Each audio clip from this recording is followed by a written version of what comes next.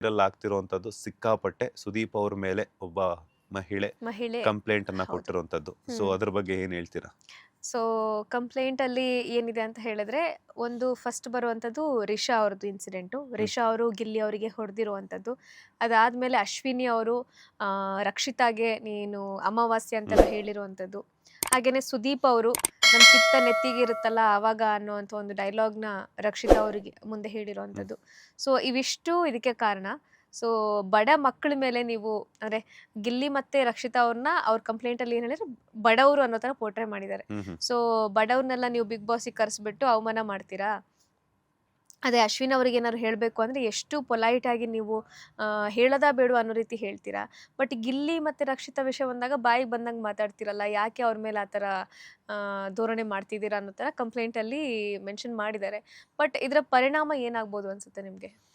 ಗೊತ್ತಿಲ್ಲ. End of the day ಏನಂತಂದ್ರೆ ಸಾಕಷ್ಟು ಸೀಸನ್ಗಳಿಂದ ನೋಡ್ತಾ ಇರ್ಬೇಕಾದ್ರೆ ಎಷ್ಟೋ ಕಂಪ್ಲೇಂಟ್ಗಳು ರಿಜಿಸ್ಟರ್ ಆಗಿದೆ. ಬಟ್ ಅದಕ್ಕೆ ಯಾವತ್ತೂ ಪ್ರತಿಫಲ ಅನ್ನೋದು ಸಿಕ್ಕೇ ಇಲ್ಲ. ಬಿಕಾಸ್ ಅಂಡ್ ಯಾಕಂತಂದ್ರೆ ಅದರ ಪರಿಣಾಮವಾಗಿ ಈಗ ಕಿಚ್ಚನ ಚಪ್ಪಾಳೆ ಸಿಕ್ಕಿದೆ ಅಂತ ಅನ್ಸ್ತಾ ಇಲ್ವಾ ರಕ್ಷಿತಾಗೆ? ರಕ್ಷಿತ ಚಾನ್ಸೇ ಇಲ್ಲ. ಬಿಕಾಸ್ ಲಾಸ್ಟ್ ವೀಕ್ ಅಲ್ಲಿ ಅವ್ರಿಗೆ ಬೈದಿದ್ದಕ್ಕೆ ಕಂಪ್ಲೇಂಟ್ ರಿಜಿಸ್ಟರ್ ಆಯ್ತು. ಸೊ ಅವರ ಮನವೊಲಿಸೋದಕ್ಕೆ ಅಥವಾ ವೀಕ್ಷಕರ ಮುಂದೆ ಮೇ ಬಿ ನಾನು ರಕ್ಷಿತಾಗೆ ಇಂಟೆನ್ಷನಲಿ ಬೈದಿಲ್ಲ, that was just heat of the moment ಅಂತ ತೋರಿಸ್ಕೊಳ್ಳೋದಕ್ಕೆ ಕಿಚ್ಚನ ಅವ್ರಲ್ಲೇ ಚಪ್ಪಾಳೆ ಹೇಳಿದ್ರಲ್ಲ, ಕೊಟ್ಟಿರಬಹುದು ಅಲ್ಲ ಅಂತ. Weekend with Kichcha Sudeep program ಅಲ್ಲಿ ಕಿಚ್ಚ ಸುದೀಪ್ ಅವ್ರು ಹೇಳಿದ್ರು, ಕೆಲವರಿಗೆ ನಾನು ಬೈತೀನಿ ಬಿಕಾಸ್ ಯಾಕಂತಂದ್ರೆ ಅವ್ರನ್ನ ನಡೀತಿರುವಂತ ಸರಿದಾರಿ ಇದೆಯಲ್ಲ ಅದನ್ನ ಏನು ಅವ್ರನ್ನ ಸ್ವಲ್ಪ ಅಡಾಪ್ಟ್ ಮಾಡ್ಕೊಂಡ್ರೆ ಇನ್ನೂ ಚೆನ್ನಾಗಿ ಆಗ್ಲಿ ಅನ್ನುವಂಥ ವಿಚಾರವನ್ನ ಕಿಚ್ಚ ಸುದೀಪ್ ಅವರು ಹೇಳಿದ್ರು ವೀಕೆಂಡ್ ಶೋನಲ್ಲೇನೆ.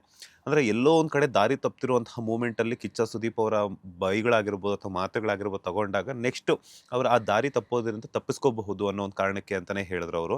ಅದು ಎಲ್ರಿಗೂ ಅನ್ವಯ ಆಗುತ್ತೆ, ಕೇವಲ ರಕ್ಷಿತಾ ಅಥವಾ ಗಿಲ್ಲಿಗೆ ಮಾತ್ರ ಅನ್ವಯ ಆಗಲ್ಲ. ಇವನ್ ಇವ್ರಿಗೂ ಆಗುತ್ತೆ, ಅಶ್ವಿನಿ ಅವ್ರಿಗೂ ಆಗುತ್ತೆ, ಜಾನ್ವಿ ಅವ್ರಿಗೂ ಆಗುತ್ತೆ, ಇನ್ನು ಬೇರೆ ಬೇರೆ ಬಿಗ್ ಬಾಸ್ ಅಲ್ಲಿ ಯಾರೆಲ್ಲ ಇದ್ರು ಅವ್ರಿಗೆಲ್ರಿಗೂ ಹಾಗೆ ಆಗುತ್ತೆ.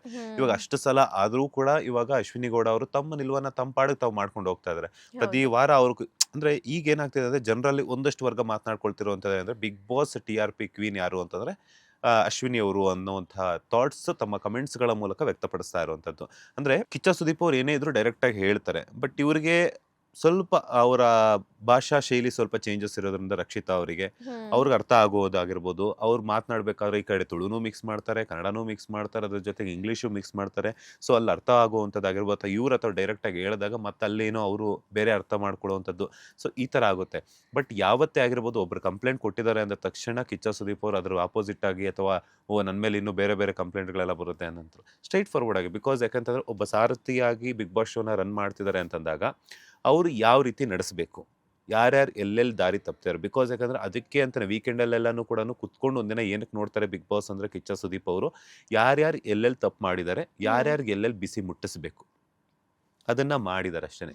ಬಟ್ ಇವ್ರು ಏನಂತಂದ್ರೆ ಕೆಲವೊಬ್ರು ಏನಾಗುತ್ತೆ ಅಂತಂದ್ರೆ ಕಂಪ್ಲೇಂಟ್ ಕೊಡಕ್ಕೆ ಬರ್ತಾರೆ ಬಿಗ್ ಬಾಸ್ ಶೋನಲ್ಲಿ. ಈ ಸೀಸನ್ ಅಲ್ಲಿ ಏನಂತಂದ್ರೆ ಬಿಗ್ ಬಾಸ್ ಶುರುವಾಗೋದಕ್ಕಿಂತ ಮುಂಚೆ ಏನಾಗುತ್ತೆ ಅಂದ್ರೆ ಒಂದಷ್ಟು ಜನರ ಆರ್ಭಟ ಜೋರಾಗುತ್ತೆ, ನಾನು ಬಿಗ್ ಬಾಸ್ ಹೋಗಬೇಕು ಅನ್ನೋಂಥ ಇಂಟೆನ್ಷನ್ ಇಟ್ಕೊಂಡು ಬಿಗ್ ಬಾಸ್ ಮನೆ ಹತ್ರ ಹೋಗೋದಾಗಿರ್ಬೋದು. ಯಾವ ಥರ ಬಿಗ್ ಬಾಸ್ ನಾನು ಬರ್ತೀನಿ, ಬಿಗ್ ಬಾಸ್ ಈ ಸಲ ನನ್ನನ್ನು ಬಿಗ್ ಬಾಸ್ ಸೆಲೆಕ್ಟ್ ಮಾಡ್ಕೊಳ್ಳಿ ಅನ್ನೋಂಥ ವಿಡಿಯೋಸ್ ಮಾಡುವಂಥದ್ದಾಗಿರ್ಬೋದು. ಅದ್ರ ಜೊತೆಗೆ ಅಲ್ಲಿ ಹೋಗ್ಬಿಟ್ಟು ಬೇಕು ಅಂತಾನೆ ಅಲ್ಲಿ ಏನು ನಡೀತಿದೆ, ಯಾಕೆ ಹುಡುಕಬೇಕು, ಏನಾದರೂ ಒಂದು ಹುಡುಕಿದ್ರೆ ನಾನು ಲೈಮ್ ಲೈನಲ್ಲಿ ಬರ್ತೀನಿ, ಟೈಮ್ ಲೈನಲ್ಲಿ ಬರ್ತೀನಿ, ಅಥವಾ ಇಲ್ಲ ಅಂತಂದ್ರೆ ನಾನು ಸ್ವಲ್ಪ ಹೈಲೈಟ್ ಆಗ್ತೀನಿ ಅನ್ನೋಂಥ ಥಾಟ್ಸ್ ಇಟ್ಕೊಂಡು ಈಗ ಬಿಗ್ ಬಾಸ್ ಶೋ ಬಂದ್ಬಿಟ್ಟು ತಿಂಗಳಿಗೆ ವರ್ಷಕ್ಕೆ ಒಂದು 6 ತಿಂಗಳಿರುತ್ತೆ ಅಂತ ಅನ್ಕೋಣ. ಬಿಕಾಸ್ ಶುರುವಾದಾಗಿನಿಂದ ಎಂಡಿಂಗ್ ತನಕನೂ ಕೂಡ.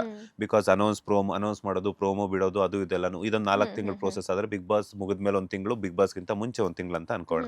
ಆಗ್ಲಿಂದಾನೇ ಇವ್ರ ಆ ದೊಂಬರಾಟ ಎಲ್ಲ ಶುರುವಾಗ್ತಾ ಇರ್ತೈತೆ. ನಾನು ಬಿಗ್ ಬಾಸ್ಗೆ ಹೋಗ್ಬೇಕು, ಸೊ ನಾನು ಬಿಗ್ ಬಾಸ್ ಬರಬೇಕು ಅಂತ. ಬಿಕಾಸ್ ಯಾಕಂತಂದ್ರೆ ಎಲ್ಲರೂ ನೋಡ್ತಾರೆ ಬಿಗ್ ಬಾಸ್ ಶೋ. ಇವಾಗ ಟಿವಿಯಲ್ಲೂ ನೋಡ್ತಾರೆ, ಮೊಬೈಲಲ್ಲಿ ನೋಡ್ತಾರೆ, ಇಲ್ಲಿ ನೋಡಿರೋಂಥವ್ರು ಬಂದು ಡಿಸ್ಕಸ್ ಮಾಡ್ತಿರ್ತಾರೆ, ಇಲ್ಲಾಂದ್ರೆ ವೀಕೆಂಡ್ ಎಪಿಸೋಡ್ ಅಲ್ಲಿ ನೋಡ್ತಾರೆ, ಸೋಷಿಯಲ್ ಮೀಡಿಯಾದಲ್ಲೂ ನೋಡ್ತಾರೆ ಅಲ್ವಾ. ಸೊ ಹೀಗಾಗಿರೋದ್ರಿಂದ ಏನಾಗುತ್ತೆ ಅಂದ್ರೆ ಸೊ ಟೈಮ್ ಲೈನ್ ಬರಬೇಕು, ನಾನು ಚೆನ್ನಾಗಿರಬೇಕು, ನಾನು ಹೈಲೈಟ್ ಆಗ್ಬೋದು, ಅವಾಗ ಜನ ನನ್ನನ್ನು ನೋಡ್ತಾ ಇರ್ತಾರೆ, ಆ ಥರನೂ ಇರುತ್ತೆ. ಅಂಡ್ ಇನ್ನೊಂದೇನಂತಂದ್ರೆ ಕೆಲವರು ವ್ಯಕ್ತಪಡಿಸ್ತಾರೆ ತಮ್ಮ ತಮ್ಮ ಅಭಿಪ್ರಾಯಗಳನ್ನ.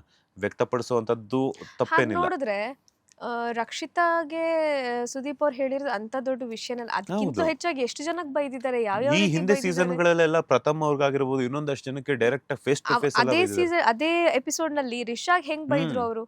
ಬಟ್ ಅದ್ಯಾಕೆ ರಕ್ಷಿತಾಗ ಅಂದ ತಕ್ಷಣ ಜನ ಇಷ್ಟೊಂದು ಅಫೆಂಡ್ ಆಗ್ತಿದ್ದಾರೆ? ಮೇ ಬಿ ರಕ್ಷಿತಾ ಅವರು ಅವ್ರ ಫೇವ್ರೇಟ್ ಆಗಿರೋದ್ರಿಂದನೋ ಅಥವಾ ಏನು ಅಂತ ಅರ್ಥ ಆಗ್ತಿಲ್ಲ.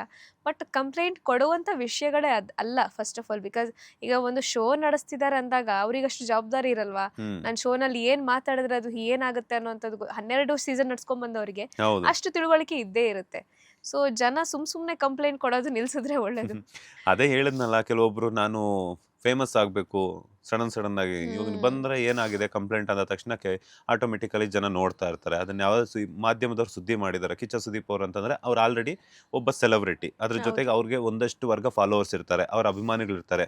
ಸೊ ಏನು ಕಂಪ್ಲೇಂಟ್ ಆಗಿದೆ ಅಂತ ಹೇಳ್ಬಿಟ್ಟು ಅದನ್ನ ಕವರೇಜ್ ಮಾಡೇ ಮಾಡ್ತಾರೆ. ಸೊ ಅಂತ ಒಂದು ಸಂದರ್ಭದಲ್ಲಿ ಕವರೇಜ್ ಮಾಡಿದಾಗ ಯಾರು ಕಂಪ್ಲೇಂಟ್ ಕೊಟ್ಟರು ಏನು ಅಂತಂದಾಗ ಆಟೋಮೆಟಿಕಲಿ ದಿನ ಬೆಳಗಾಗೋ ಅಷ್ಟರಲ್ಲಿ ಎಲ್ಲ ಸೋಷಿಯಲ್ ಮೀಡಿಯಾದಲ್ಲಿ ನಾನೇ ಇರ್ಬೋದಲ್ಲ ಅನ್ನೋ ಒಂದು ಥಾಟ್ಸ್ ಇರುತ್ತೆ. ಕರೆಕ್ಟ್.